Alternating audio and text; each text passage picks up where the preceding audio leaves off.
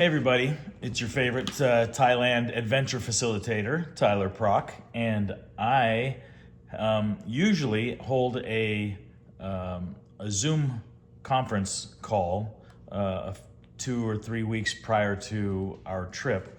But since I've got a bunch of trips coming up, a bunch of groups, I thought it might be easiest if I answered a bunch of the basic questions on a video that you could all watch, and then when we do get together, we won't have to take as long on the Zoom call because sometimes those Zoom calls were taking an inordinate amount of time, and I just figured we could probably knock off some of the easy stuff through this video, and then you could write your questions that you have or you get while watching this video, and then this will cut a lot of time out of our Zoom call. Okay, the first bit of information I want to go over is regarding your international flights and layovers.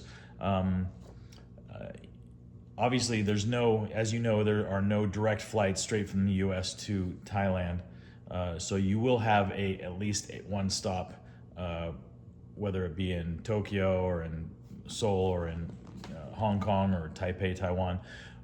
What I'd like you to do is when you have boarded your last flight, the last leg of your flights, and you're heading to Bangkok, so before you take off from that last stop, please text me. Have somebody in your group text me and let me know that you guys are on time, you guys are running late, but we're ready to take off. So give me a heads up via text, because I'm trying to meet everybody at the airport when they arrive. Occasionally it's impossible for me to do that for everyone, but I'd like to do it for everybody. So, and this would help as well. So have somebody text me that you're ready to take off and we're on time, or looks like we're gonna be a half an hour. When you arrive in Bangkok, I will be there and I will have arranged transportation for you. Now, the cost of this transportation to the hotel is your responsibility, but what I try to do, and this seems to make it easier, is I try to have some cash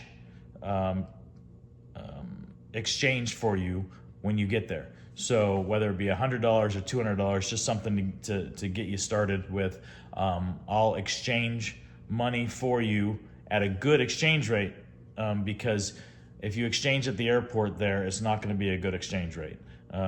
That's where they try to make a lot of money off of tourists. So I will exchange prior to your arrival at a good exchange place that gives a good exchange rate. And so I will exchange with you $100 or $200, whatever you'd like, just so you can have some spending money as soon as we get there. And a lot of the times I will take out of that money that I give you, I will take the cost of the transportation.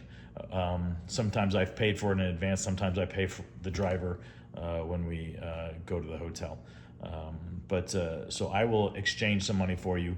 That way you'll have money from the get. Also, I will send you some instructions to your phone upon your landing that you will need to follow to get through immigration and to meet me. So be looking for a text message to at least someone in your party. I will text instructions as to what to do, and getting your luggage, and then meeting me and the transportation that I have arranged for you. So be looking for those instructions on your phone when you arrive in Bangkok. Okay, I'd like to continue to talk a little bit about money and exchanging money. Throughout your trip, you're gonna need to exchange money. And I can do that for you. And in each place that we go, whether it be Bangkok, Chiang Mai, or Krabi, I have some really good exchange places that I go to. And they know me there, and they give me a good rate. And so whenever you're in need of Thai money, it's called the baht, let me know and I can go and exchange for you during the day, or while you're at an activity, or if you're shopping or something like that, I can run and go get money exchanged for you. The money you want to bring now, I wouldn't bring, for Thailand, just bring $50 bills and $100 bills, because those give the best exchange rates. 20s, 10s, and 5s do not give good exchange rates. Another thing you need to know about the money that you bring, the American money that you bring, is the 50s and the 100s need to be in pristine condition. So they can't have any tears in them, they can't have writing on them, and they really can't be crumpled up with any severe creases in them or anything like that. So I usually get the best bills. Sometimes I go into the bank and ask for this, and they'll do as best they can is weeding out any kind of bad bills. And they definitely can't use any of the old $100 bills. Have to be the new $100 bills, and they just have to be in really good shape, no tears at all, and not folded to a point where there's a serious crease or anything like that, or any, like I said, any writing. They just won't accept them, and so you'll be stuck carrying that $100 bill or $50 bill with you the whole time, and you won't be able to exchange it. Now, when we get to Cambodia, they use American dollars in Cambodia. So, but if you use 50s or $100 bills in Cambodia, you're not going to be able to get change, because all the vendors, all the places you go, if you go to restaurants, they're not going to have change for $50. They just, they don't use those because they're just too big. You would have to find a bank and get them broken into smaller denominations. You're not going to use a ton of cash in Cambodia unless you shop a ton, but mainly you're going to need 1s, 5s, and 10s, and maybe an occasional 20. But make sure those two are in really good condition. If they have tears in them, they're not going to accept them. If they're seriously crumpled, it's harder to get those denominations in pristine bills, but try your best to find as many. And I would bring, so I mean, you're going to get massages, you're going to use the dollar bills for tips or for tuk-tuk rides, the little taxis that they have that are really cool and a lot of fun to ride on. The most expensive tuk-tuk ride that you're going to be on is probably $3 for 4 people or 2 people. So it's, you need a lot of 1s, a lot of 5s. You get a couple of massages, $10 bills. I would bring a bunch of those as well. Keep them in a separate area so you can pull them out when we get to Cambodia. You won't need them in Thailand at all. They do have ATMs there. They usually charge it's like a $5, $6, $7 transaction fee every time you pull money out of an ATM. And then some banks will charge foreign transaction fees as well on top of that.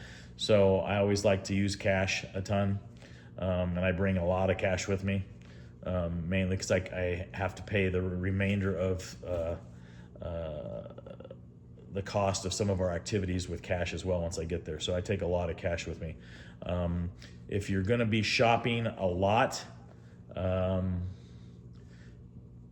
if you're going to buy suits, you can use credit cards in places like that with expensive items, but small stuff, souvenirs and that sort of thing, you're going to be using mostly cash. If you have any specific questions on how much to bring, that might be a good question to bring up when we're talking.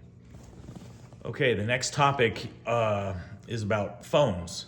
You're going to want to have data. You're going to want to call your carrier and find out what kind of service your plan has and what that will entail while you're in Thailand and Cambodia. So I would call them, ask them, tell them that you're going to Thailand and Cambodia and see what kind of plans you have and if you have data and or phone usage, text messaging, all that good stuff. I have T-Mobile, and I usually pay for a 30-day 15 gigabyte package that usually lasts me almost the full 30 days. and that cost me $50. I think others will charge a daily fee, $5, $10, $15 a day to have high-speed data on your phone while traveling in Southeast Asia. It's usually worth it. There are eSIMs that you can get. I've never used that, and I've never exchanged the SIM card in my phones. I think that changes your number and blah blah blah, and you can't use your number. I just haven't looked that much into it. So if you know more about eSIMs and using eSIMs on your phone internationally, you could probably educate me. But I just go with the easy $50 plan that I do with T-Mobile, and it seems to work fine for me. But you're going to want to have access to high-speed data at times. Of course, all of our hotels will have Wi-Fi, and so that won't be a problem. But when we're out and about doing activities, you're not going to have access to Wi-Fi, so you'll need high-speed data if you want to